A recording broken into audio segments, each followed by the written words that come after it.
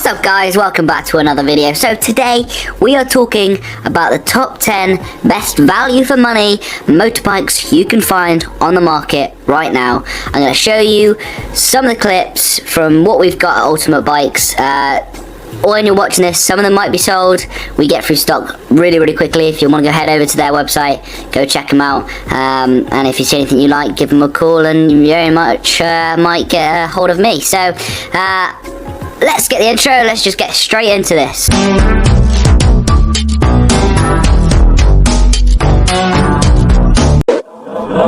Number 1.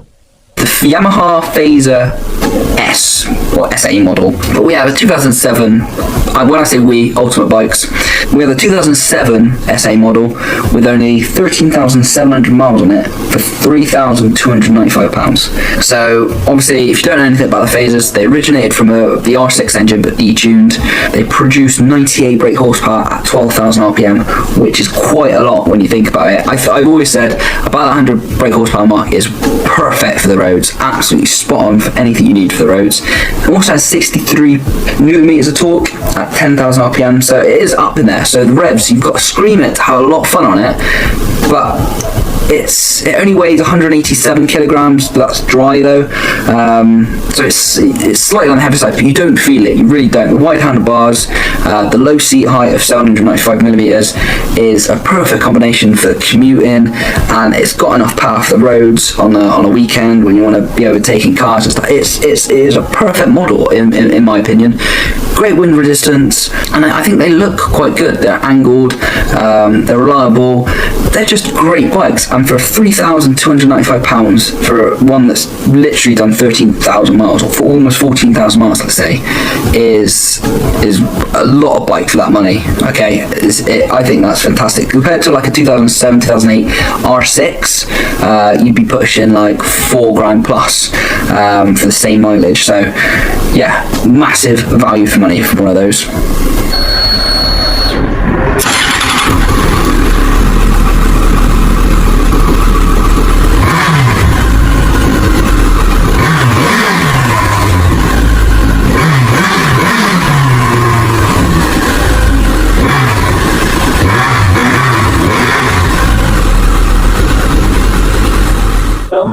Number 2.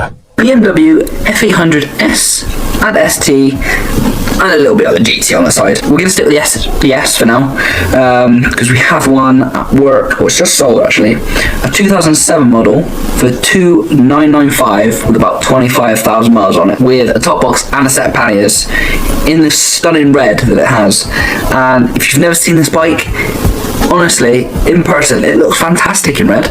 It's such a stunning bike. I think it's really underrated for the styling. I think it looks futuristic. I think it's actually a really beautiful and well-made bikes.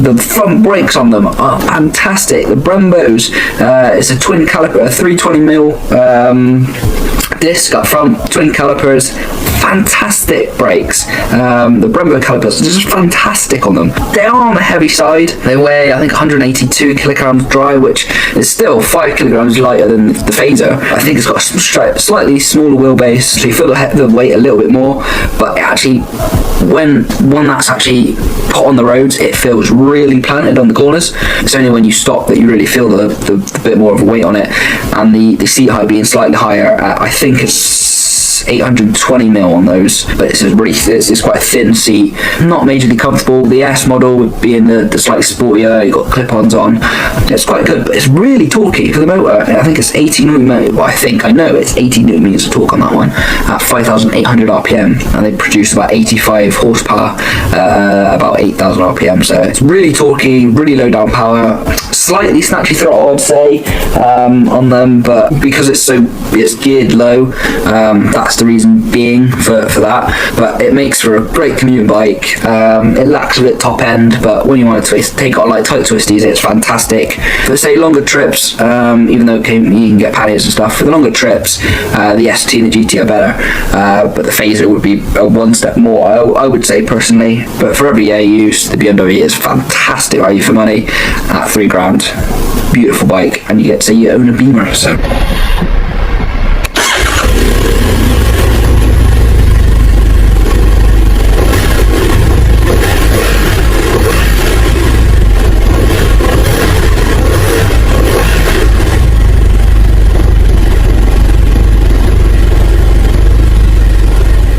Number 3. Now, this is a personal favourite of mine, and I didn't really like them until I got into the motorcycle trade. After that, these are one of my favourite bikes now. It's the Triumph Sprint 1050 ST. Now, these bikes will always have slightly higher mileage. If you find a low mileage one, it's going to boost up the price.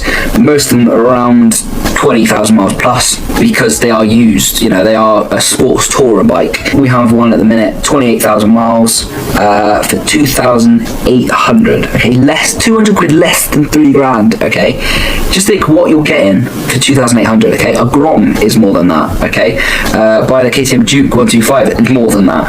Okay, 2,800 miles for a 1050 motor, the same motor that's in the speed triples and things. It's fantastic. Okay, 123 horsepower at 9,280 RPM, 104 newton meters of torque at 5,000 RPM.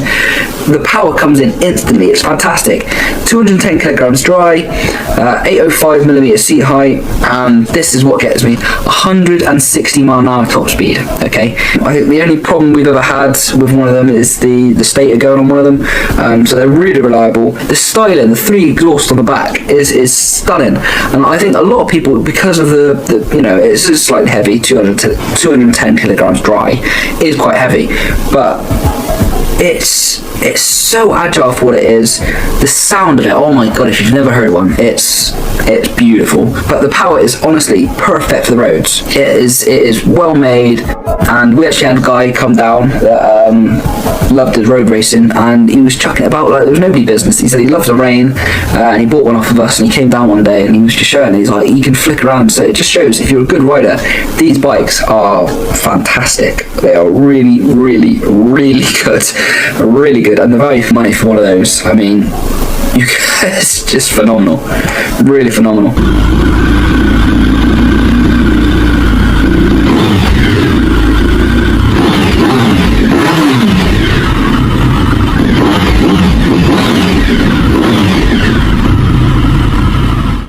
Number 4. The 2010 Suzuki GSX 1250F, or FA if you want to be specific. Fuel injected, 96.5 horsepower at 7,500 RPM, 108 newton meters of torque at 3,000 RPM. That's how early this power comes in. It's a torquey motor, this one, but it needs it because the wet weight of this bike is 257 kilograms. So he's a heavy boy. Dry weight is 232 kilograms. However, it's got an 805 millimeter seat height, so it's quite a low seat height, so the weight is more manageable.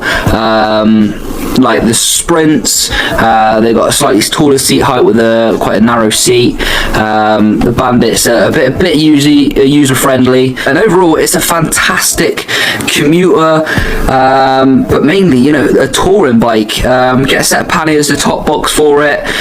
The wind resistance is fantastic. That F model, as I said, huge fairing up front, gets rid of all that wind buffeting, and it's a lovely bike for the longer trips. As a daily commuter, it's not too bad, but the weight does get on the heavy side if you know start traffic, but you know, I move these bikes around daily, and it's not too bad once you're on it. When you're walking it about, you know, you do feel the weight, but once you're actually on it and moving, it's not too bad of a ride. But yeah, super smooth motor.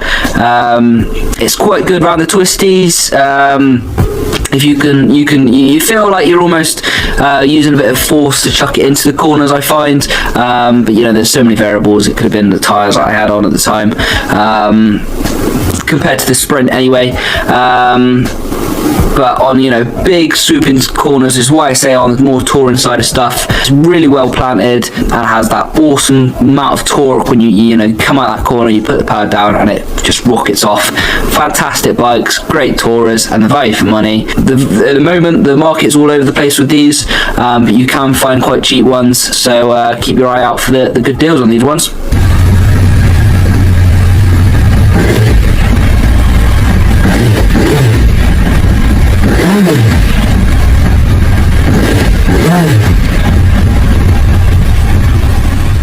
Number 5.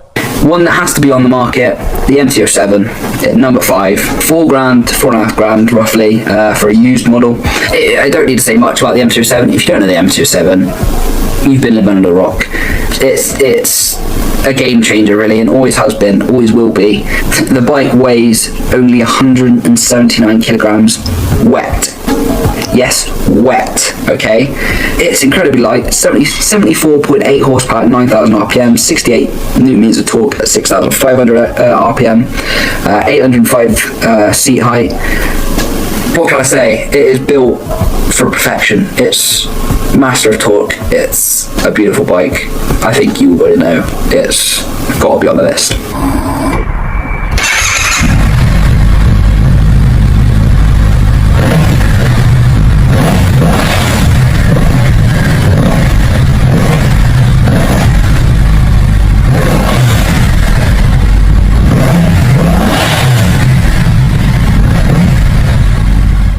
Number 6. The TDM 900.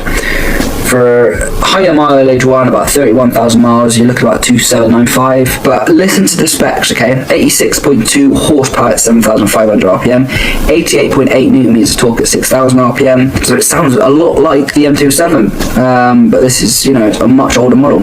825 millimeter seat height, so it's slightly high. The dry weight is 190 kilograms, so it is heavier. But it's the parallel twin is another torque monster with wide handlebars, so it's agile. It's got XR1 brakes on it, and the fairing actually does really well for wind resistance. So in my opinion, 2795 is a perfect fun little bike for more I'd use it more for commuting more than anything, but for value for money, it's another one that's got to be on the list. It's fantastic.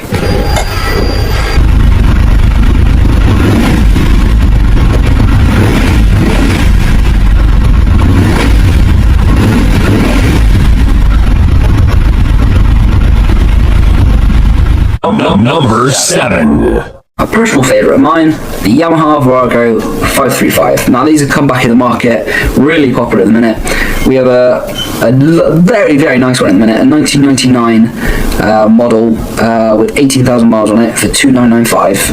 Low seat height, super easy to ride. In my opinion, they're super stylish as a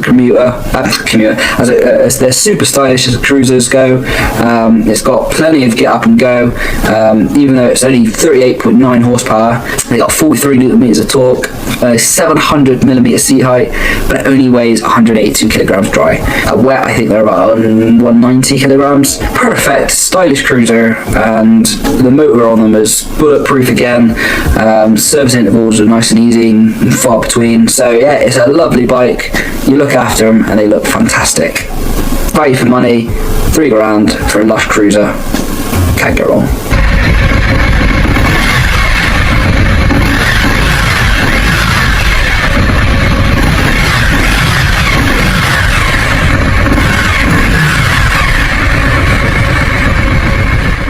Number 8. Triumph Speedmaster 865. I wasn't going to put this on the list, and then I was, and then I wasn't, and then I was. And I have, for a reason. So, the reason I wasn't was MCN only rated this bike 3 stars. However, owners that rate it 4.3 out of 5. And the reason being, if you're actually living with it, it's a very easy bike. Very stylish, but as it goes, it's got plenty of horsepower, 62 horsepower, 60 newton meters of torque. It's 229 kilograms dry, so it's slightly heavier, but as cruisers go, it's not that bad. But for a 2005 model with 20,000 miles on it, it's 2,695. So I think as a starter cruiser, I think it really is quite good. And as I said, the owners Love them, but compare it to other bigger cruisers, I think it's not quite there. But as a starter cruiser, I don't think you'd lose any money on it, so I think it's a good budget cruiser in my opinion.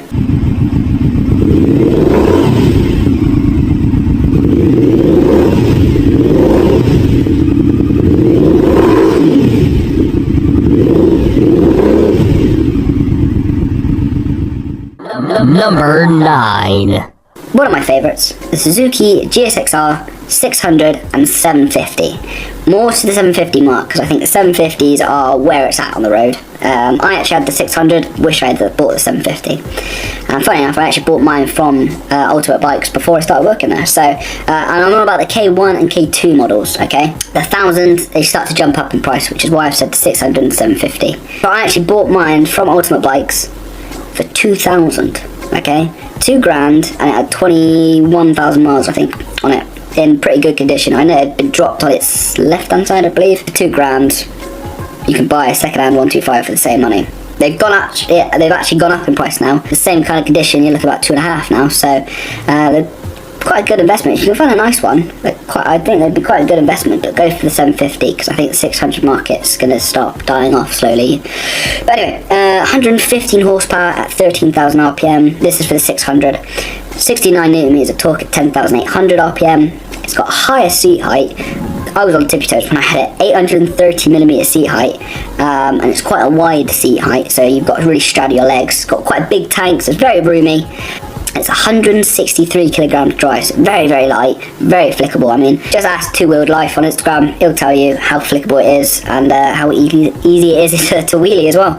Massively reliable, easy to work on, there's abundance of parts for them. They're just a fantastic overall sports bike, and it's really good. The 600 is a great kind of starter bike, in my opinion, in sports bikes terms. I think you can quite live with that 600 with 115 horsepower. It's quite a nice bike, get you into the market, and I don't think you'd lose a lot of money on one either. They're not the most comfortable being sports bikes, but they are quite roomy compared to something like the ZX6, which in my opinion, I find much more an attack position and hurts my wrists straight away. The Gixxers I can kind of live with a bit more.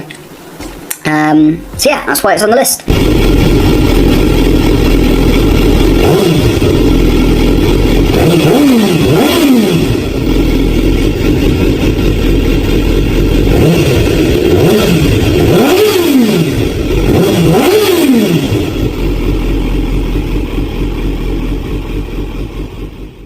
Number 10. Number 10, the 2002 Yamaha R1. Okay, we've got one at the minute. It looks fantastic. High mileage, 38,000 miles, but 3.5 grand. Okay, this is an absolute weapon. The Widowmaker. It's just 152 horsepower at 10,500 RPM, 104.9 newton meters of torque at 8,500 RPM, and it only weighs 192 kilograms wet, with a top speed of 172 miles an hour. Okay, think about that. Think about that for a minute. In my opinion, it's more track based. It is a really harsh riding position and everything else. But as sports bike goes, as elite bikes go, 3.5 grand for an R1 with that power figure is, I mean, that's supercar performance for that price, okay? For a margin of the price of a sports car, okay? You'll leave pretty much everything in the dust for 3.5 grand, okay? You can't go wrong, and I think they're one of the best looking bikes, even though 2002, mind, it's almost a 20-year-old bike at this point. I think it still looks fantastic.